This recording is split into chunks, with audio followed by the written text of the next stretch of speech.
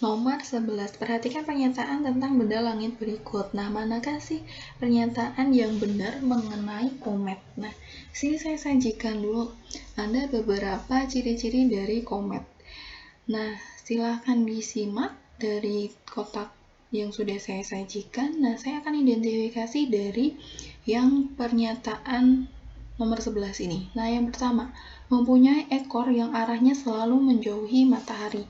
Ini benar. Nomor 2, melakukan 3 gerakan sekaligus. Ini salah. Kemudian nomor 3, orbitnya elips dan sangat lonjong. Ini benar. Nomor 4, materinya terdiri dari debu dan juga es. Ini benar ya.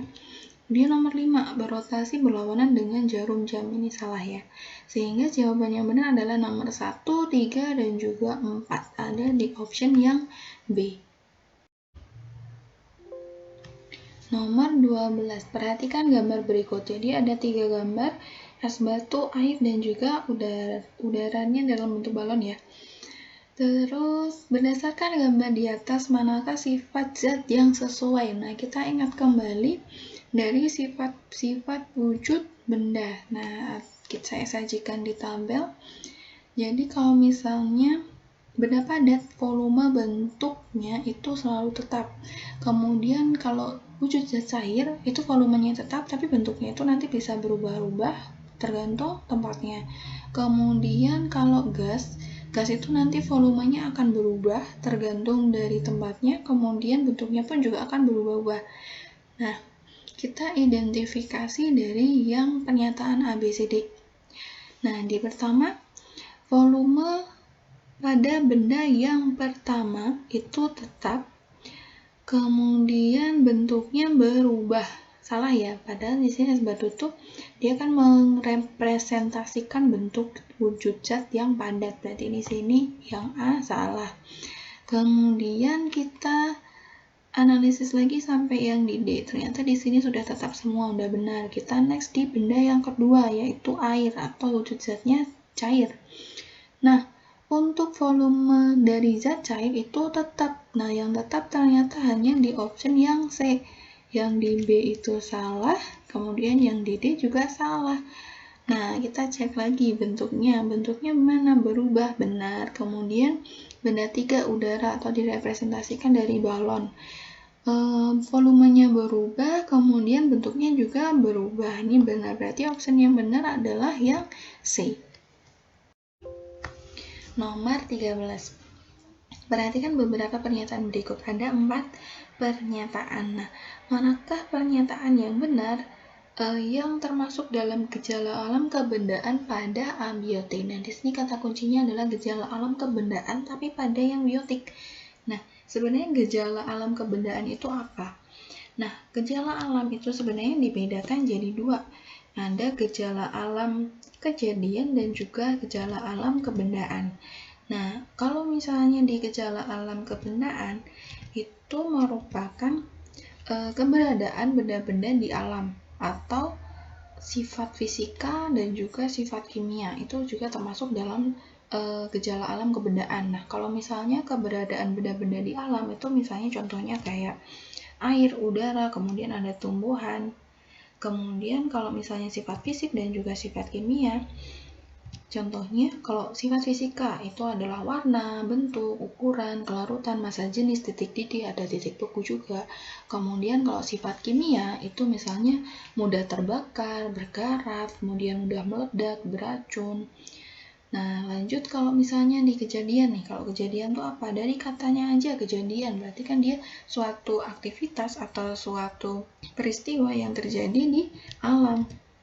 Nah, contohnya apa? Contohnya seperti terjadinya pelapukan, adanya korosi, gunung meletus, proses reproduksi, atau membeku, mencair, mengembun. Nah, itu juga termasuk dalam gejala alam yang kejadian. Kemudian, ada juga berdasarkan objeknya, gejala alam itu dibedakan lagi jadi 2. Yang seperti yang udah kita kenal nih, ada abiotik, ada juga biotik. Kalau gejala alam biotik itu adalah makhluk hidup, contohnya seperti tumbuhan, hewan, dan juga manusia. Kalau gejala alam yang abiotik, berarti kan dia benda tak hidup. Berarti contohnya seperti batu, pasir, dan juga air. Nah, sekarang kita identifikasi dari 4 pernyataan yang ada di soal. 1. Air memiliki massa jenis 1000 kg per meter kubik. Nah, di sini gejala alamnya itu ada abiotik, yaitu air. Kemudian massa jenis, dia masuknya pada kebendaan, berarti option yang A ini, option nomor 1 itu benar ya. Kemudian nomor 2, larutan basa rasanya pahit. Nah, rasa itu dia masuknya juga di ciri yang gejala alam kebendaan. Berarti yang nomor 2 ini juga benar. Lanjut, nomor 3. Air laut menguap membentuk awan. Nah, air itu kan dia masuknya di abiotik. Tapi di sini ada prosesnya, menguap membentuk awan. Berarti kan dia adalah suatu kejadian. Berarti di sini maksudnya adalah gejala alam kejadian pada abiotik. Kemudian nomor 4, butiran gula pasir dalam air membentuk larutan gula. Nah, di sini juga ada ciri abiotik.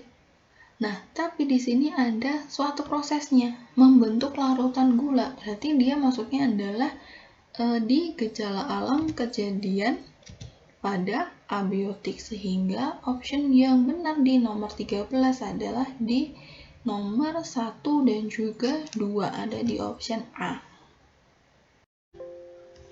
Nomor 14, sisa pupuk dan pestisida yang dibawa oleh air dapat menyebabkan ganggang dan enceng gondok itu bertambah subur. Bumi ganggang dan tanaman enceng gondok di sungai, rawa, dan danau dapat mengakibatkan apa?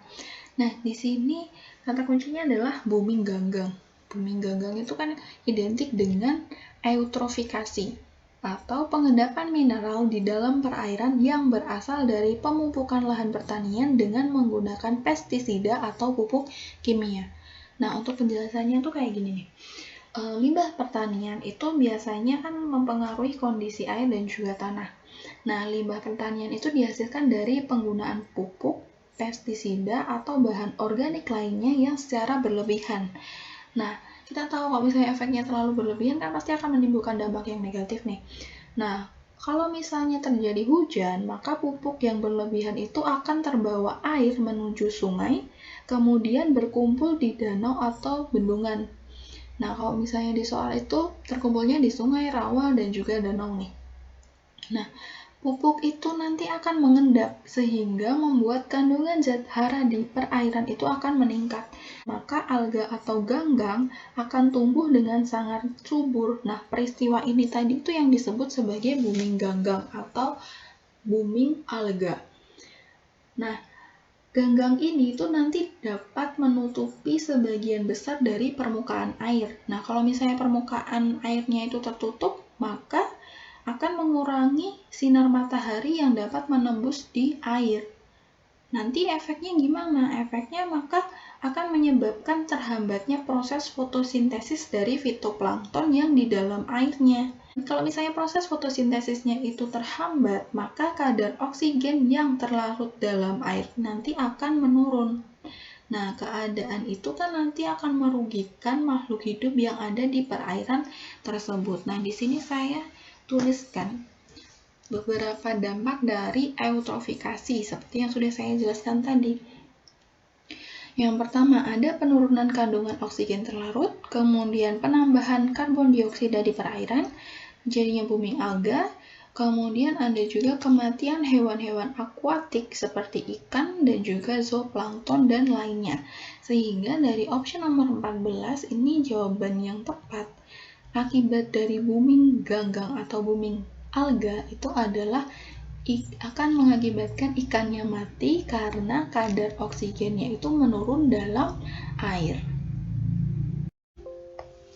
Nomor 15, perhatikan pernyataan berikut. Ada 5 pernyataan. Nah, pertanyaannya, sampah plastik selain mengurangi kemampuan daya dukung tanah juga sulit terurai. Nah, cara untuk mengatasi permasalahan tersebut itu bagaimana? Nah, kita cek dari yang nomor pertama. Mengurangi pabrik yang memproduksi plastik. Nah, ini benar ya. Kemudian nomor 2, menggunakan kemasan plastik setiap berbelanja. Berarti ini malah mendukung ya, mendukung pergerakan plastik ya, berarti ini salah. Kemudian 3, membawa tas belanja dari rumah ketika berbelanja. Oke, ini malah mengurangi ya, karena biasanya kalau kita belanja masih aja kita diberikan kantong plastik buat menampung barang-barang yang kita beli gitu. Nah, sebaiknya untuk mengurangi nih penggunaan plastik, maka kita juga bisa menggunakan tas belanja. Kemudian nomor 4, melakukan penelitian tentang teknologi pembuatan plastik. Ini kurang tepat ya, mungkin bukan teknologi pembuatan plastik, mungkin kita bisa membuat bioplastik, sejenis bioplastik itu lebih mendukung. Kemudian nomor 5, melakukan penyuluhan kepada masyarakat tentang bahaya plastik. Nah, ini juga benar. Berarti dari pernyataan ini yang benar adalah 1, 3, dan juga 5. Ada di option yang C.